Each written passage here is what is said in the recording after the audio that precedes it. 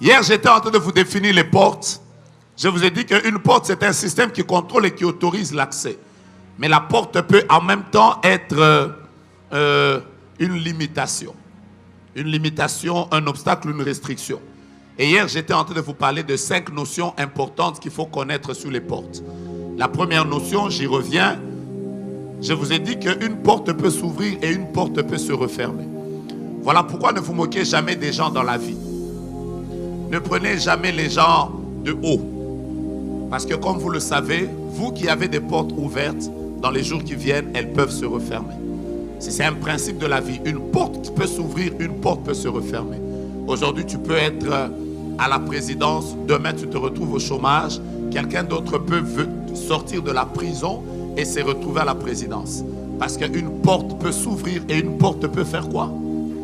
Voilà pourquoi je vais déjà vous dire, quand vous avez une porte ouverte, profitez-en sérieusement. Parce qu'il faut toujours savoir qu'une porte qui s'ouvre, c'est une porte qui fait quoi? Qui se referme. Ma prière et le vœu de mon cœur, c'est que ta porte ne s'ouvre pas pour une petite saison, qu'elle s'ouvre pour une longue saison. Tu ne m'as pas dit amen. Est-ce que tu as dit à ton voisin, pendant longtemps, je serai en haut? Maintenant, dis à celui de derrière, ceux qui s'attendent à ce que Dieu a ouvert se ferme. Ils mourront et la porte restera toujours ouverte. J'ai été jeune, j'ai vieilli, je n'ai jamais vu le juste abandonné, ni sa postérité mendiant son pain. Je sens que je dois déclarer ça. L'Éternel est mon berger, je ne manquerai de rien. Il me fait reposer dans des verts pâturages, il me dirige près des eaux paisibles, il restaure mon âme, il me conduit dans les sentiers de la justice à cause de son nom. Quand je marche dans la vallée de l'ombre de la mort, je ne crains aucun mal, car tu es avec moi. Ta houlette et ton bâton me rassurent. Tu dresses devant moi une table en face de mes adversaires. Tu es d'huile ma tête. Je vois le débordement. Et ma coupe et mes finances, oui, le bonheur et la grâce m'accompagneront. Dieu ouvre la porte du bonheur et de la grâce, mais au lieu de la fermer, David dit, le bonheur et la grâce m'accompagneront pour une semaine, m'accompagneront pour 10 ans. Il dit au contraire, le bonheur et la grâce m'accompagneront tous les jours de ma vie et j'habiterai dans la maison de l'Éternel jusqu'à... Je déclare que ce que Dieu va ouvrir, que ça ne sèche jamais dans ta vie. Je ne t'ai pas entendu. Je déclare que ce que Dieu a ouvert, que ça ne puisse jamais se refermer. Tape ton voisin, dis-lui, tu attendras longtemps. La deuxième chose que je vous ai dit hier, c'est que les portes peuvent être 3 choses. Une porte peut être une circonstance. Je sais pourquoi je reviens. Une porte peut être une personne, mais une porte peut aussi être des esprits. Parfois, les portes qui conduisent vers l'ascension, il suffit simplement que Dieu te mette devant une circonstance et tu es parti. C'est comme ça qu'il y a des personnes qui ont été connues dans une émission. La deuxième porte que Dieu ouvre qui conduit à l'ascension, ce sont des personnes. Dieu peut te connecter à quelqu'un. Il y a des personnes qui ont juste été connues parce qu'on leur a donné cette chair. Donc il a juste fallu que le Père spirituel dise, aujourd'hui c'est toi qui modère, et son ministère a décollé. Vous comprenez ça? Voilà pourquoi ne négligez pas les gens, parce que ceux qui sont à côté de vous peuvent être des portes que Dieu a ouvertes pour vous permettre d'aller plus loin. Mais les portes peuvent aussi être des esprits. Je vais y revenir dimanche.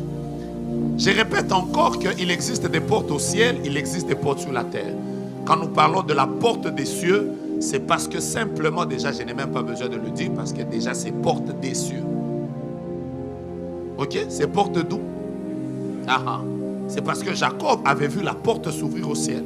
Elle ne s'est pas ouverte sur la terre, elle s'est ouverte au ciel. Et Jean, quand il voit dans Apocalypse 4, il ne voit pas une porte qui s'ouvre sur la terre. Il voit une porte qui s'ouvre au ciel. Il y a des portes qui s'ouvrent sur la terre, il y a des portes qui s'ouvrent au ciel. Le ciel a des fenêtres, le ciel a des portes. C'est comme ça qu'il est dit, même si l'Éternel ouvrait les écluses des cieux. Le ciel a des fenêtres, le ciel a des portes. Que les portes... Qu'est-ce qu'est-ce que je veux dire? Je veux dire que ce qui est important, c'est d'abord d'avoir les portes du ciel. Parce que comme vous le savez, les portes de la terre peuvent être dirigées par les hommes, mais les portes du ciel sont souvent commandées pas seulement par Dieu. Si je dis seulement par Dieu, il y a des portes qu'on peut même bloquer par les sorciers, qu'on peut bloquer par les esprits. Il existe des portes en haut, il existe aussi des portes en bas. C'est comme ça que quand Jacob bénissait son fils, en fait quand Isaac bénissait son fils, il a compris que mon fils a besoin de la porte qui s'ouvre sur la terre. Il a aussi besoin de la porte qui s'ouvre au ciel. Il lui a dit que Dieu te donne la rosée du ciel et qu'il te donne la graisse de la terre. Il a ouvert pour son fils les portes d'en haut. Il a aussi ouvert pour son fils les portes d'en bas. Il n'existe pas d'ascension si tu n'as qu'une seule porte. L'ascension, c'est quand Dieu t'ouvre la porte d'en haut, il t'ouvre aussi la porte d'en bas. Je sais que tu ne me comprends pas. Pour que l'arche de Noé puisse être élevée sur le mont Ararat, il a fallu que l'eau sorte d'en haut. Il a aussi fallu que l'eau sorte d'en bas. L'eau sortait d'en haut et l'eau montait d'en bas. C'est ça qui a fait l'ascension de l'arche de Noé. Donc à partir de maintenant, je me tiens ici et je déclare, il n'y aura pas que les portes de mariage, de bonne santé, de travail. Ça, ce sont les portes d'en bas. Mais il y aura aussi des portes d'onction, de faveur, de... Regarde en haut, dis j'ouvre les portes d'en haut. Regarde en bas, dis j'ouvre les portes d'en bas. Regarde en haut, dis j'ouvre les portes d'en haut. C'est comme ça que dans Juge chapitre 1er au verset 12, il est écrit, on a donné à un homme les sources supérieures et les sources inférieures. Parce que dans la vie, il ne faut pas simplement avoir les portes d'en bas. Il faut aussi avoir les portes d'en haut. Parfois, tu peux avoir une porte d'en haut, mais tu n'as pas la porte d'en bas. Ça ne marchera pas. C'est comme ça qu'il y a des personnes qui sont très loin et qui sont très pauvres. Mais il arrive aussi des personnes qui sont très riches, mais les portes du ciel ne leur sont fermées. C'est ce que j'ai dit, vous comprenez? Le jour où Jacob a quitté Isaac, Isaac l'avait béni. Il avait reçu la porte d'en haut, mais quand il est sorti, il n'avait rien comme bien, de sorte qu'il lui a même manqué l'oreiller. Il n'avait pas la porte d'en bas. Il n'avait même pas d'oreiller. Il a dû prendre une pierre. Mais il avait la bénédiction. Je vais vous dire que les portes d'en haut peuvent déjà s'ouvrir sans que sur la terre rien ne se manifeste. Le jour où Dieu rencontre Adam et Ève, la première parole qu'il leur a dit, la Bible dit Dieu les bénit. Et Dieu dit, soyez féconds, multipliez, remplissez la terre. Dieu les bénit, mais ils sont nus.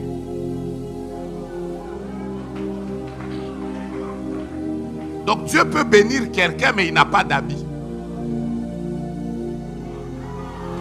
Avance, prophète. Tu as compris ce que j'ai dit? Regarde ton voisin, dis-lui, voilà pourquoi ne conclue pas ma vie par rapport à ce que j'ai maintenant. Après cet anneau, quand vous ne contrôlez, vous n'allez plus contrôler quelque chose. Parce que Dieu va vous étonner en dépassant les limites.